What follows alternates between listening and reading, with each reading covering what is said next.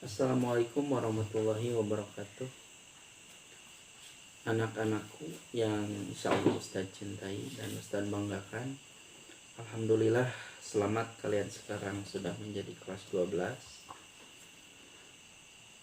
Semoga kalian tetap menjadi hamba Allah yang diberkahi. Di kelas 12 Ustaz sekarang memegang materi PPKN seperti dulu, berarti tidak berubah. Nah, sekarang selain PPKN Ustaz juga memegang mata pelajaran bahasa Sunda. Ya. Oke. Tidak usah perkenalan lagi ya. Tentunya kalian sudah kenal siapa Ustaz dan kalian harus manggil siapa Ustaz. Kita langsung saja. Materi kelas 12 PPKN pada materi pertama bab 1 ini adalah tentang pelanggaran hak dan pengingkaran kewajiban menurut nilai-nilai Pancasila. Dalam subjudul ada hak dan kewajiban warga negara Indonesia. Ya. Hak dan kewajiban warga negara terhadap negara yang pertama. Yang kedua adalah hak dan kewajiban negara terhadap warga negara. Jadi sekali lagi, tadi hak dan kewajiban warga negara terhadap negara. Warga negara itu masyarakat terhadap negara. Dan yang kedua adalah hak dan kewajiban negara terhadap warga negara. Negara, pemerintah terhadap warga negaranya, masyarakat. Itu ya. Oke. Hak dan kewajiban warga negara terhadap negara. Ya, ada dua. Ada hak warga negara, yang kedua ada kewajiban warga negara terhadap negara. Nah, awas, jangan pusing kalian. Jadi sekali lagi, hak dan kewajiban warga negara terhadap negara, ada hak warga negara, ada kewajiban warga negara terhadap negara. Oke. Ada hak warga negara, ya. Yang pertama, hak warga negara itu artinya adalah sesuatu yang harus didapatkan oleh seorang warga negara dari negaranya, ya, ataupun sesama warga negara tentunya. Pertama, hak kesamaan kedudukan di hadapan hukum dan pemerintahan, ya. Di sini coba kalian lihat di LKS. Tiap-tiap warga negara berhak memperoleh kedudukan yang sama di mata hukum dan pemerintahan tanpa ada pengecualian. Artinya, pemerintah maupun hukum tidak boleh memperlakukan warga negaranya dengan membedakan jenis kelamin, suku, ras maupun agama. Itu maknanya. Jadi artinya harus diperlakukan secara adil. Selama dia penduduk Indonesia, statusnya baik status dia sebagai pejabat ataupun statusnya dia sebagai rakyat biasa, dia harus mendapatkan kesamaan kedudukan di hadapan hukum dan pemerintahan. Hukum tidak boleh tajam ke bawah. Maaf, ya betul. Tajam ke bawah, tumpul ke atas.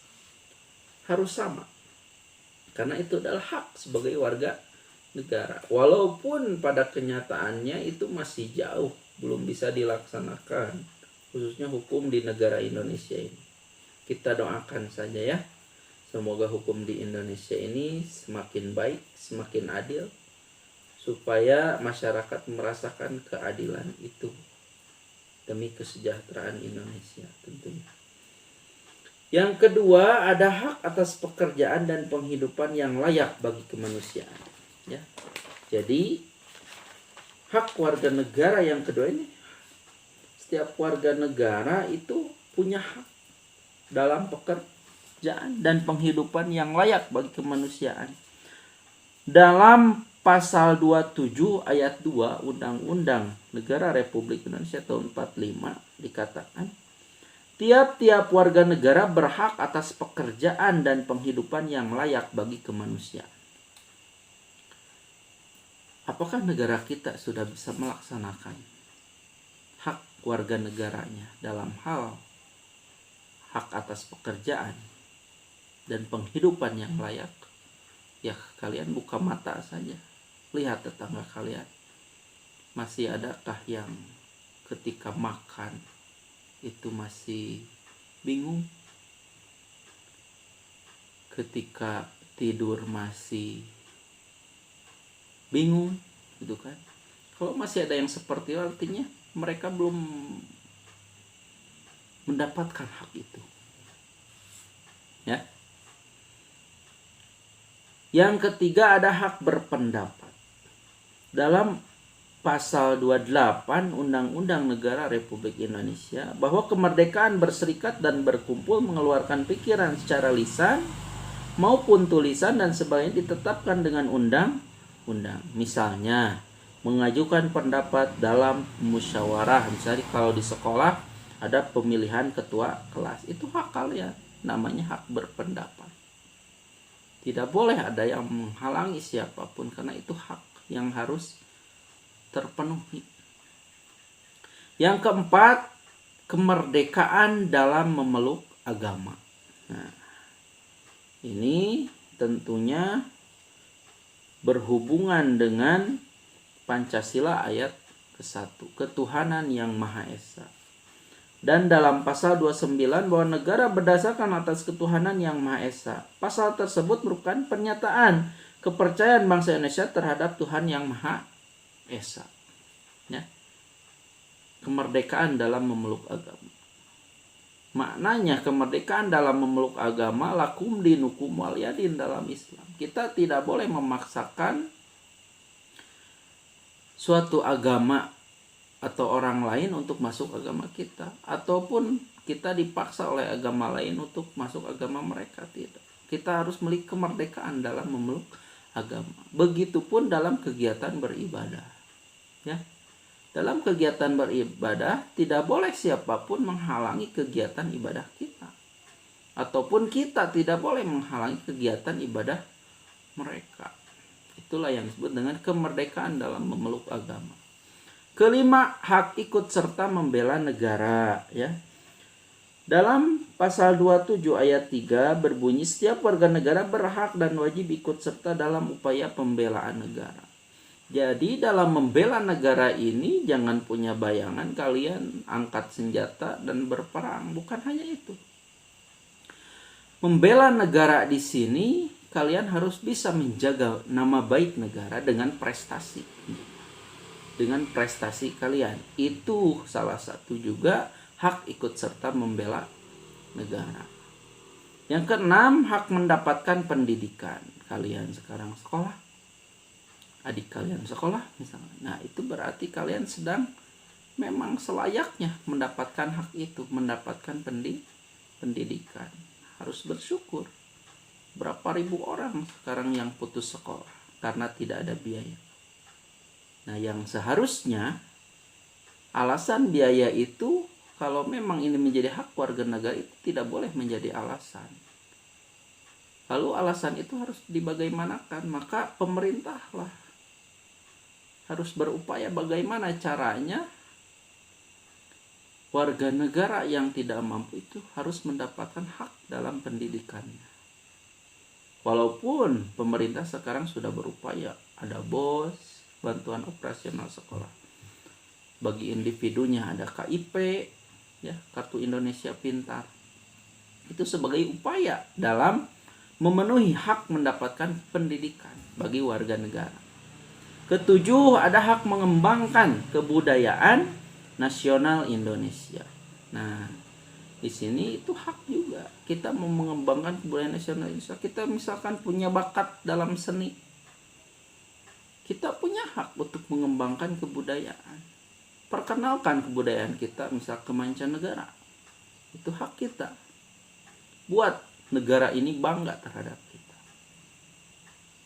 Nah, itu hak kita. Kedelapan, hak atas kesejahteraan sosial. Nah, ini masih berkaitan dengan yang tadi, dengan hak mendapatkan pendidikan, hak atas kesejahteraan sosial misalnya. Makanya pemerintah punya kementerian sosial, yang mana dalam submenterinya itu yang ada yang bertugas dalam bidang kesejahteraan sosial. Maka keluarlah misalkan bantuan-bantuan sosial. Itu merupakan dari atas pemenuhan hak atas kesejahteraan sosial. 9, ada hak mendapatkan keadilan sosial, ya. Hak mendapatkan keadilan sosial itu terdapat dalam pasal 34 ayat 1 sampai 3. Yang pertama Ustadz bacakan, silakan disimak. Fakir miskin dan anak-anak yang terlantar dipelihara oleh negara. Ya. Apakah sudah terjadi? Apakah pemerintah sudah melaksanakannya? Bahwa fakir miskin dan anak-anak yang terlantar dipelihara oleh negara. Ini terdapat dalam pasal 34 ayat 1. Ayat 2-nya, negara mengembangkan sistem jaminan sosial bagi seluruh rakyat dan memberdayakan masyarakat yang lemah dan tidak mampu sesuai dengan martabat kemanusiaan. Yang ketiga, negara bertanggung jawab atas penyediaan fasilitas pelayanan kesehatan dan fasilitas pelayanan umum yang layak. Ya. Nah, jadi itu ada hak mendapatkan keadilan sosial. Sekarang ada KIS, kesejahteraan Kartu Indonesia Sehat, itu menurut amanat undang-undang pasal 34 ayat 3, ya, bahwa negara bertanggung jawab atas penyediaan fasilitas pelayanan kesehatan. Nah, negara harus membuat rumah sakit, membuat puskesmas, harus mensejahterakan dokternya, harus mensubsidi rakyatnya supaya kesehatan bisa terjangkau oleh orang-orang yang tidak mampu. Ya. Masyarakat pemerintah sekarang mengeluarkan program, misalkan di Kementerian Sosial ada BPNT, ada PKH, itu merupakan amanat undang-undang pasal 34 ayat 2. Ya, bahwa negara mengembangkan sistem jaminan sosial bagi seluruh rakyat dan memberdayakan masyarakat yang lemah dan tidak mampu sesuai dengan martabat kemanusiaan. Ya, mereka harus mendapatkan pemberdayaan. Bagaimana mereka supaya keluar dari jeratan kemiskinan? Itu adalah amanat undang-undang. Dan itu adalah hak warga negara dalam mendapatkan keadilan sosial. Nah, itu anak-anakku yang Ustadz banggakan. Terima kasih telah menyimak